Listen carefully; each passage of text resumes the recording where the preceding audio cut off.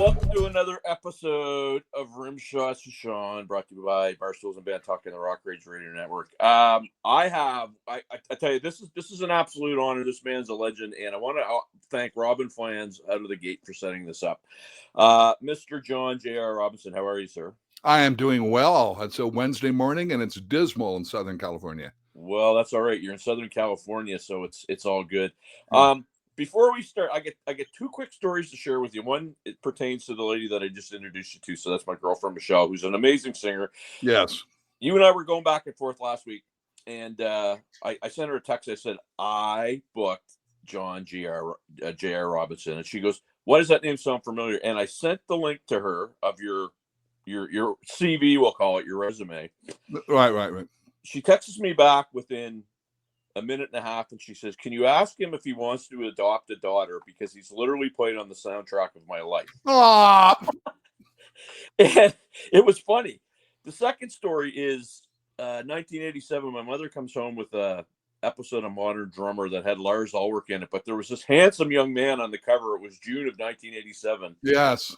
And I was like, why, okay. And I read the article. I bet you I've read that article about 250 times in my life. It spoke to me, and I want to tackle some of that in this, because I think it's going to speak to a lot of people in today's times. But thank you for doing this book, man. It seems to be going really well. Talk about that a little bit. Right, and let's just preface that by thanking Robin. That was I met her when I first came to town, and she always had a knack about finding the new drummers and stuff. And I was the new guy. So Robin did that interview you're referring to. Absolutely. And she's become one of my dear friends. And, she's trusted me enough to introduce me to great people like yourself. So I thank her for that. Well, great.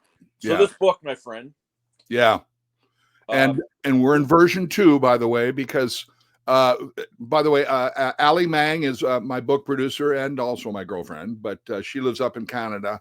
She's just brilliant. Had about 5 or 6 books out herself, and she's the wellness ambassador of Canada for wellness.com and that sort of thing. But a couple of years ago, I was coming off of a J.R. Robinson experience tour with one of my bands and playing in Omaha. And I was up all night with my high school buddies, and at our age, 3 years ago, coming right out during COVID, I think it was hard to stay up all night. But I got on a plane and flew to Tampa, then went down and did this David Foster gig. Well, I'm a Kansas City Chiefs fan, so I get to the bar. I go, I need a beer, and I need a burger, and the Chiefs are on national. Yes, and yes. All of a sudden, I'm getting ready, and I'm going to take it to the room and chill because I had a next day gig.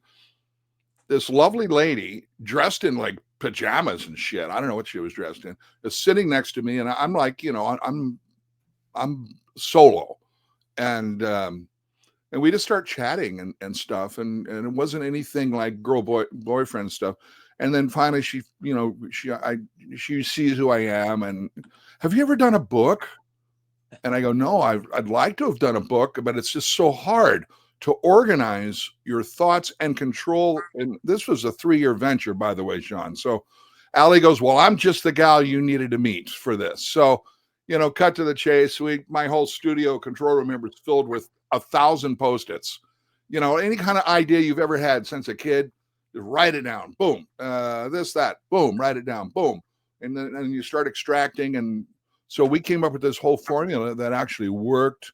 And then we've done a second version, because there's things that when people write books don't realize that if you use the word Grammy, right, you have to use a trademark on it.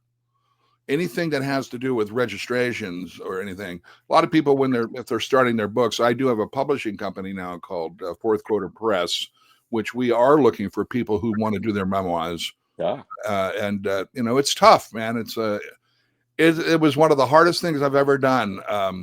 It was just such a blessing. And now we're at bestseller status through Amazon. And I did my own audiobook.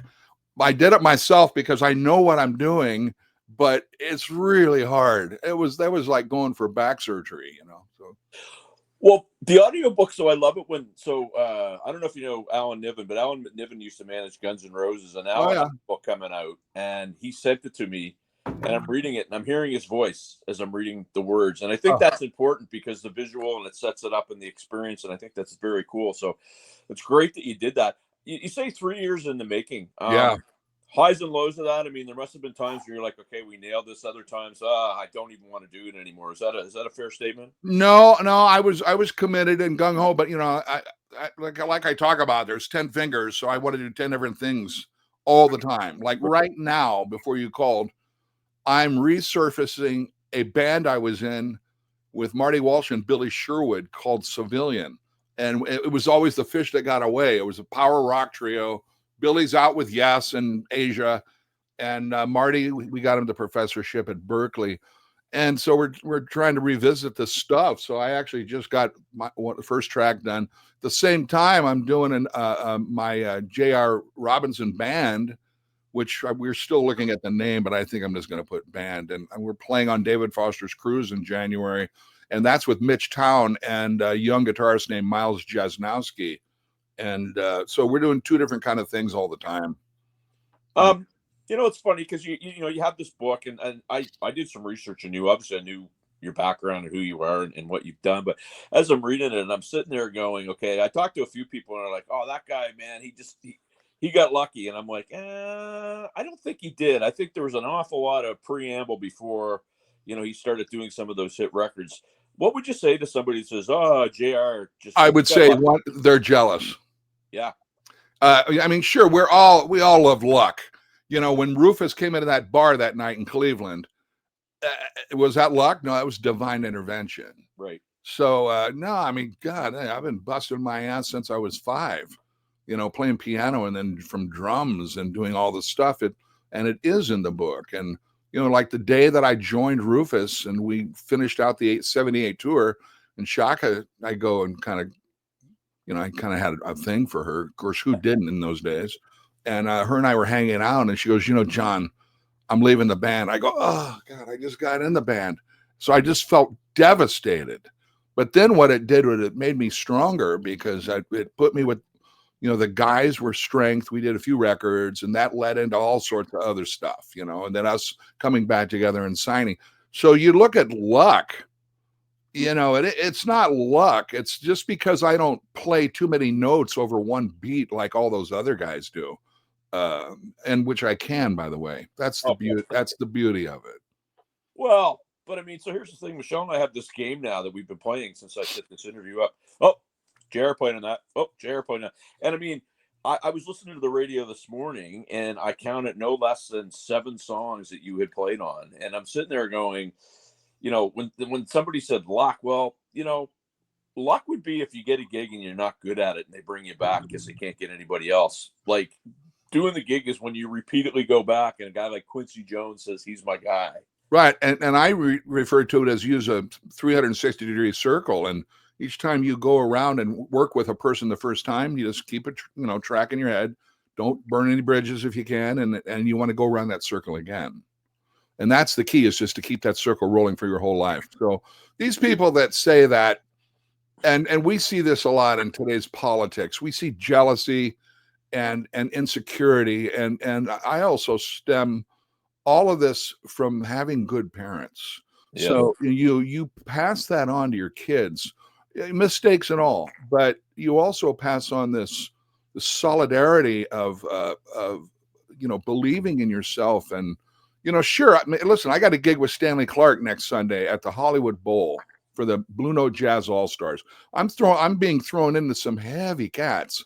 But Stanley's like, because I've been with him since 1980, and he's like, we'll just get together and look through some charts and then blow. I go, okay. It's not like David Foster, which, you got to be really, it's a hard, by the way, I challenge all those drummers. I'll do it right now. They can come out to my YouTube channel or anywhere. I will give up my gig for a day with David Foster if they think they can play that gig. Well, so he's a fellow Canadian, and I know some people that have worked with him, and he's demanding. And that's my alley, by the way. Yeah. Right. Yeah. And we know he's demanding. He speaks his mind. Some people can't handle that, right? So I mean, I can see pressures on. One of the things in that article that I referenced at the beginning that I think is poignant today. There's a part in it when you were talking about, recording with the Lionel Richies and those guys where they were used to drum machines and they would hear a human do it and think the timing was wobbly, and you would basically alluded to the fact that no, it wasn't. The timing was fine. They were just used to hearing that mechanical sort of thing.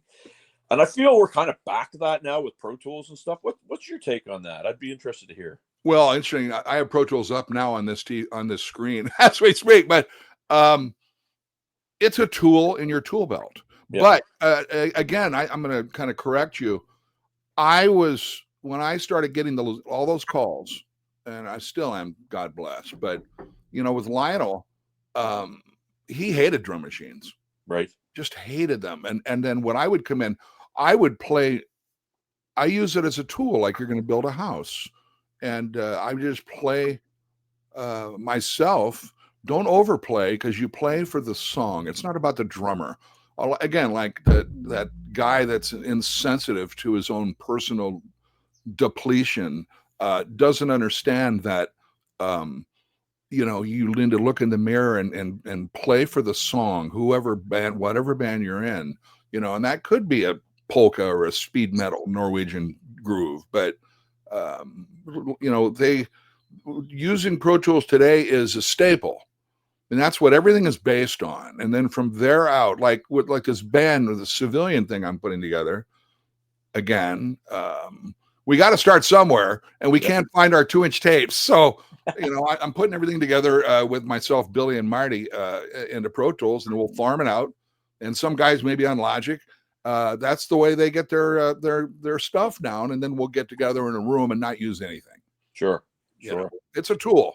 Well, it's a tool, and I mean, I had a post on my social yesterday, and it kind of blew up in that the use of click track, a backing track, because I use it live. I just prefer it. I've been they want it. I actually feel weird when it's not there. Not that the timing suffers, but it's a nice tool. And I guess as somebody that's been doing it as long as you've seen a lot of, I guess, versions of the studio musician.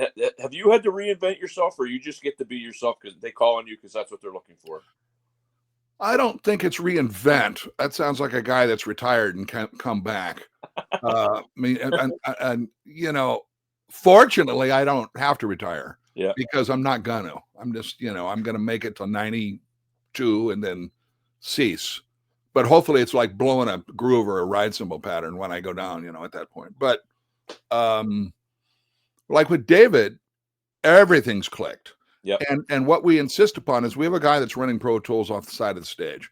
I have my own Allen and Heath mixer with 32 channels, and I can go in there and I insist, as I do with anybody I work with, which is the standard, of using the new MPC click no accent quarter note sample that's in Pro Tools. There is a Uri sample. Logic doesn't have those, but I mean, you can import that sound or trigger it. But Pro Tools, it's called a MPC, no accent. So I have that. We have that on a separate fader. I see what you're saying about you're dependent upon it, because I always said the click is your friend. Yeah. Because as drummers, we don't play perfectly in time. Shit. Every time I hear myself for the first 2.5 bars of a song, I am ramping in some capacity. And so are they when they're playing with me. Any human being is going to ramp until they feel it, even though they may have just rehearsed it 6 times. Yeah. So all these people that say this or whatever, or they're insecure, are not educated. No, I'd agree. And it's a skill set that I think people miss the mark on that. It's a skill set to be able to play with tracks and a click track. Yeah. You put your own style, your Sean style on top of this movement. One thing I do disagree with is in Nashville, generally they use 8th note clicks. And I think that gets in the way of the flow. That's interesting. And I am going to mention that Pro Tools thing to our producer that he does with Michelle's stuff, because I'd like to hear that. Yeah, it's an obnoxious square wave, and it's the best one ever. And it doesn't leak. I crank mine pretty damn loud, and if there's a guitar player over here that's playing too loud, bye-bye. Yeah. But the click is your friend. I have that click up in the drum set level. Nice. So back to your book. I mean, I don't know if you strike me as a guy that, you know, has always had goals and things that you wanted to do. But when you wrote the book, did you have any specific goals for it, or it was just, hey, I'll get it out there and see what happens? No, we had full goals. Allie listened to my ramblings for months and organized things because she's such a great organizer. Anybody wants to know, it's alliemang.com. Well, I was going to ask you. She's the global global awareness manager for Canada. What part of Canada is she from? She lives north of Niagara in wine country. Yep, very good, very good. You know, I'm East Coast Halifax, but I lived in Toronto for 7 years. Oh man, we did a gig out in Halifax years and years and years ago with David, and I lived in Massachusetts and Boston before it got so crazy. Yeah. But the food in Halifax is stupid, man. I was like, I could live there, except for, you know, the winters are pretty damn rough. So. They're pretty close to Boston, actually. yeah. Well, good for you. Hopefully when I get up there, I'll see you. Well, you know what? A don't air on me, my friend. And if you haven't had one of those, you'll know what you're missing as soon as you have it. Yeah. Oh, so you had set goals. So yes, sir. So I guess in terms of that, how the book is done, surpassed, met, where have those goals landed for you? The interesting thing is, and Allie put together, after hearing, you know, because I was a basketball star, you know, in my early days, and I always kind of wanted to, you know, I was rolling the dice. I was always a drummer. Shit, I've been playing drums since '62, and you know, it always just came natural to me. But basketball, I worked at and became very good at it. So, you know, we reference things like, we have a thing in the book called Coach's Corner. Well, in those things in Coach's Corner, it's basically life lessons for anybody. And we made this book. You know, I'm not going to talk about Dave Grohl and not have any continuity with the way the book flows. We're going to actually make a book that is worthy of the A readers of that. And you know, right now we're in with bedside reading. We're in these 5-star hotels all through the East Coast in the Hamptons, and they put them like by your damn book or by your bed, you know, with some like real writer. And so I mean, I've actually learned how to bring out my language better, learn about what not to say, listen more, and you know, kind of get rid of my jazz vernacular, which I've learned through all the years since I went to Berkeley. You know, man, look at this, some hip shit, man. You know, and like, oh no, because you are speaking to people that may not understand wow, was he swearing at me? You know, or so there's many parts of the book that speak of all sorts of things. And like, you know, my father was such a great influence, and you know, there's a lot of tragedy in the book. I think we all experienced certain parts of it. There's bullying in the book. There's all sorts of good things. I do speak of both ex-wives. The second one, unfortunately, didn't get a lot of airtime. Well, hey, that's your right, my friend. It's your book. You can do whatever the heck you like, right? That is right. And I'm still pouring coffee, by the way. I want to ask you this, and I mean, I'm sure you've been asked about it before, but I watched that documentary on the We Are the World piece, and the last documentary. Yeah, and I watched it, and I did a gig, and we came home. The gig ended early, and it was like, oh, let's put this on. And I obviously remember the time. I think I just started high school, and that came out, and I remember what was going on, and I remember the whole thing. And I watched it, and I'm like, what? I mean, what an amazing capture of everything that went on behind the scenes. I'm glad they put it out, because I think a lot of people got a lot more appreciation for people like Quincy Jones and Huey Lewis was a guy I was like, okay, I knew the guy was talented, but come on, right? Oh yeah, he's stupidly ridiculous. So that's a part of history that you were there for. I was there for, and what it was pointed out by, somebody, or maybe it was me. This was not the first documentary on this, by the way. Right. The first was a Jane Fonda thing that we did at A&M, which is now Henson, and we all got credit, and then we all got a bit of camera time, and you know, I talk about that in the book. But in this case, the first version of that release, nobody in the musicianship was listed. Wow. I wasn't listed. Greg Fillinganes wasn't listed. Lewis Johnson wasn't listed. Larry Williams wasn't listed. I don't know if Jerry Hay, David Page. None of these cats were listed. Steve Perry, all of us, because I recorded for Steve Perry on that album also.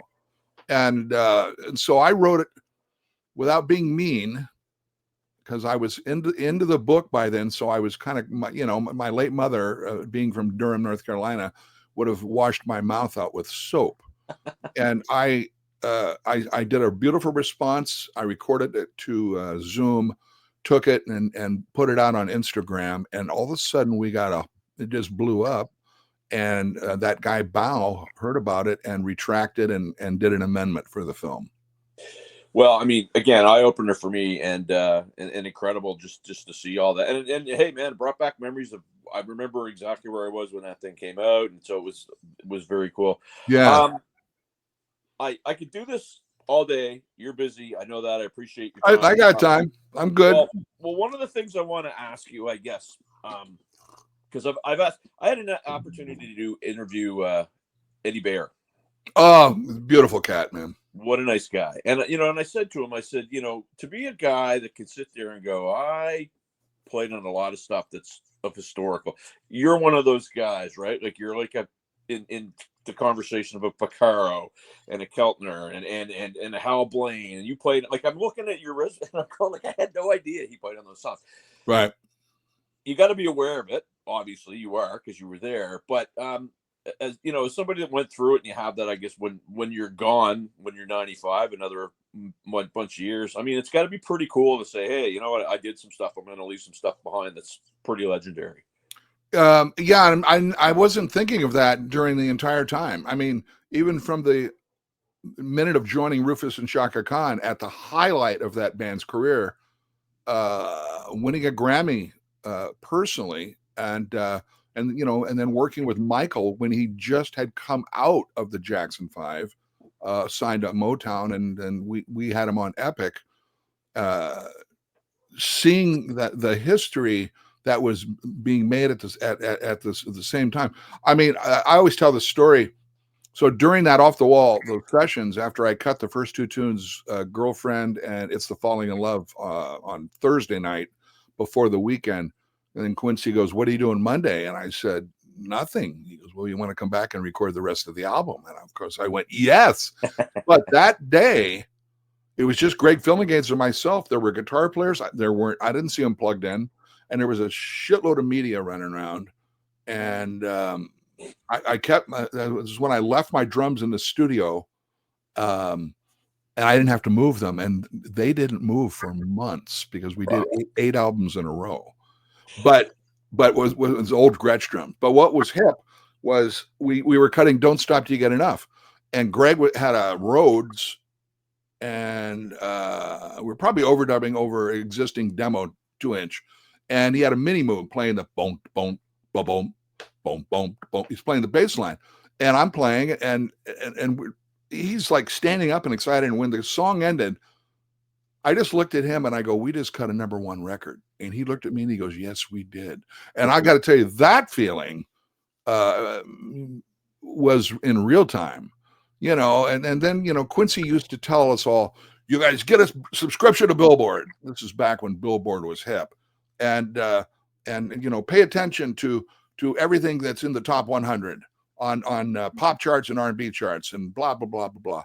And so he wanted us to be students of rock and roll as it was happening in real time. And honest to God, without tooting my own horn, there were a couple of times during those 80s periods where I was on 20% of those hits. Unbelievable. Which was pretty hip, I always like to say this when I meet somebody that I grew up listening to, who's influenced me, who I have copied pathetically. Go ahead. That's the point. And they're an amazing person as well as an amazing musician. It's an absolute pleasure. So I want to thank you so much for doing this, my friend. Hey, it's my pleasure.